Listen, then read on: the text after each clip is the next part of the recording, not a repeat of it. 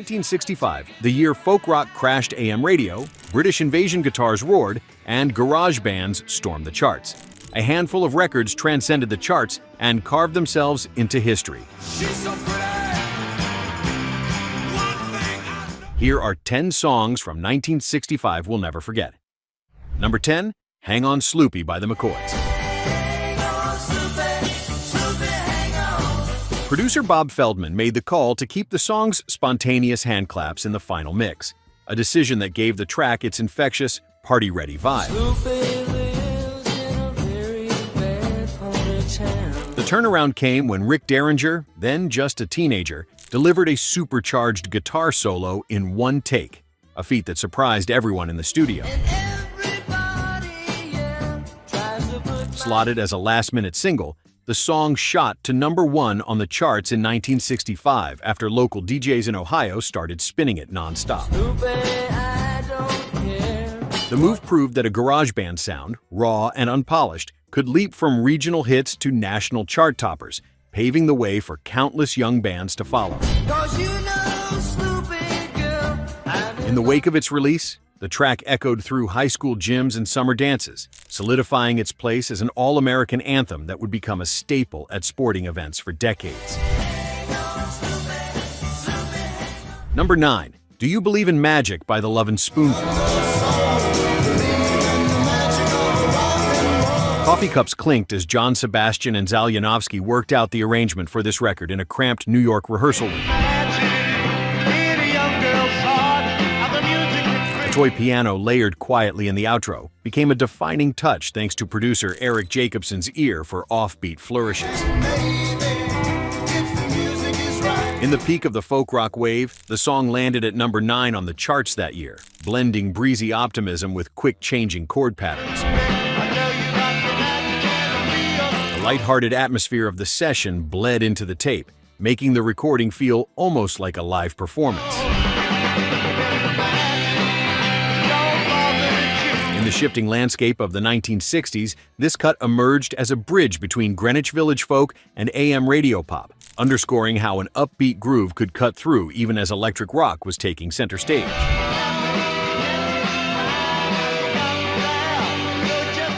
Number 8, For Your Love by the Yardbirds. Transistor radios across America buzzed when session man Ron Prentice added the harpsichord line that would instantly distinguish this single. The group's future legend Eric Clapton recorded his lead guitar parts using a fuzz box borrowed from a rival band, pushing the track's sonic boundaries.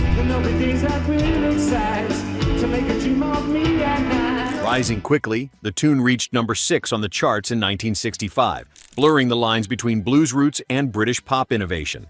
The incorporation of harpsichord leaned directly into the year's sense of experimentation, and the cut's abrupt tempo changes signaled a turn toward more complex songwriting in mainstream rock.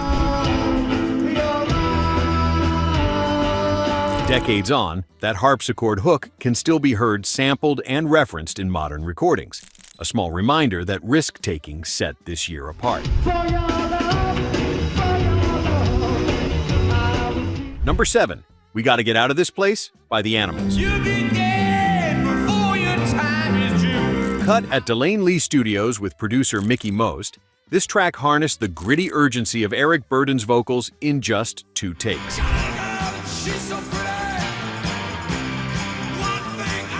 Keyboard player Alan Price opted for a stomping bass line, adding an unusual sense of propulsion that set the song apart. Its rise to number 13 on the charts coincided with a restless energy surging through youth culture in 1965, fitting hand in glove with worker anthems and protest music of the era.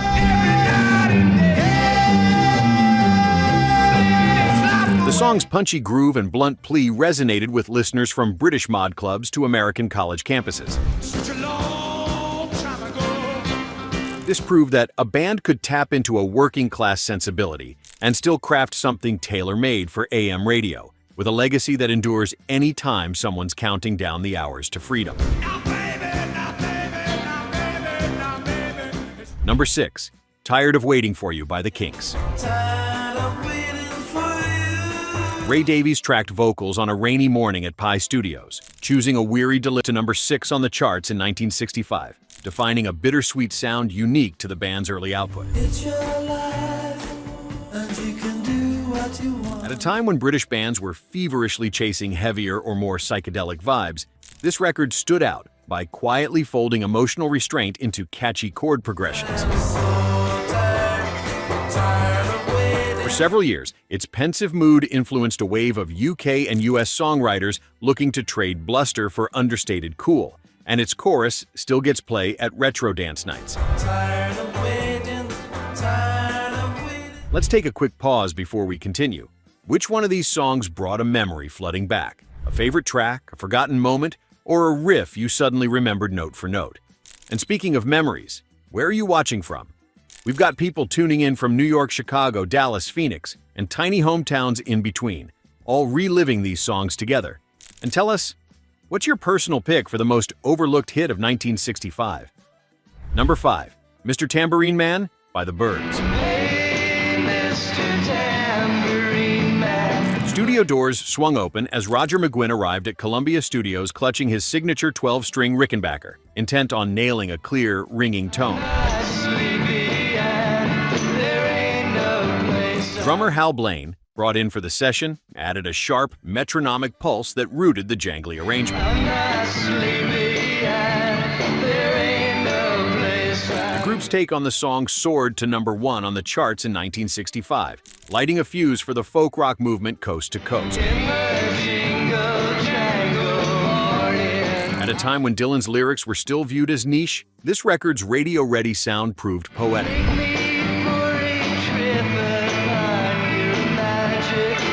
Content could thrive in pop formats.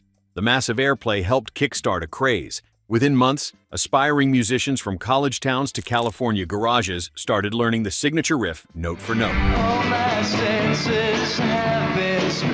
Number 4, California Girls by the Beach Boys.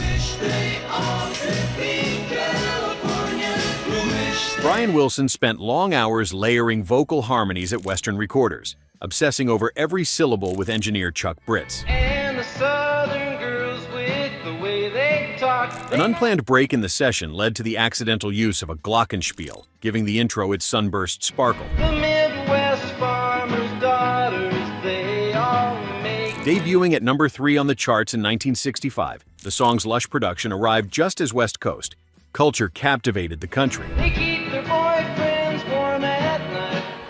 At a moment when surf rock was waning, this record captured the hopeful vibe of the changing decade while embracing studio sophistication. I wish they all could be California. Its summery feel and ambitious arrangement became the benchmark for harmony-driven pop and remain a nostalgic touchstone, still flooding open windows at beach parties and backyard barbecues. I wish they all could be California. Number 3, Ticket to Ride by the Beatles. She's got a ticket to ride.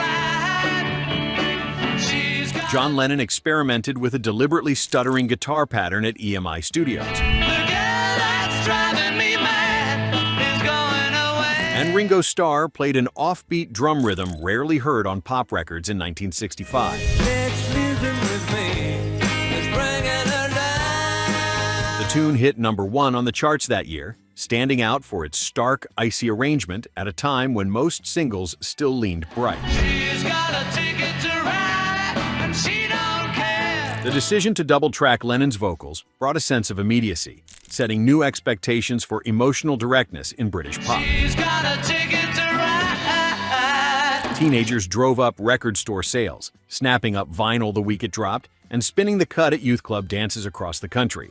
This set the stage for British rock to continually raise the bar for emotional complexity in the mainstream. I think I'm gonna be sad. I think it's today. Number 2, Like a Rolling Stone by Bob Dylan. Like a rolling stone. Al Cooper, originally a guest, elbowed his way into the session and added an organ riff that would define the entire record, despite being a novice with the instrument at the time.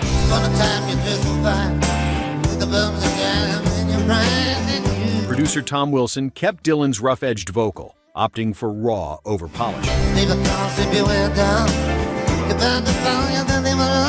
The single exploded to number 2 on the charts in 1965 at a time when few 6-minute tracks ever cracked the top 10.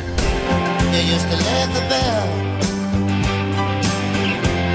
That bold runtime and the restless cascading sound spurred radio programmers to rethink their standard playlists. Once upon a time, you dressed so fine, through the bumps of dime in your prime. Within just months, a wave of sprawling, literate singles started pushing into the pop mainstream. This proved that reinvention and risk could reshape not just a career, but the rules of the industry. People call, say, beware, doll, you're bound to fall. You thought they were... Number 1, I Can't Get No, Satisfaction by the Rolling Stones. Keith Richards recorded the song's iconic riff using a homemade fuzzbox in the middle of the night at RCA Studios, instantly separating the track from anything else on the radio that year. Engineer David Hassinger decided to keep the raw, buzzing sound, even though some in the control room thought it might be a mistake. The record erupted to number 1 on the charts in 1965, ushering in a new appetite for louder, dirtier guitar tones. Its riff filled jukeboxes across diners and spilled from car radios everywhere as teenagers blasted it at block parties all summer long. The cut marked the first time a fuzz-driven guitar anthem reshaped what was possible for future rock singles.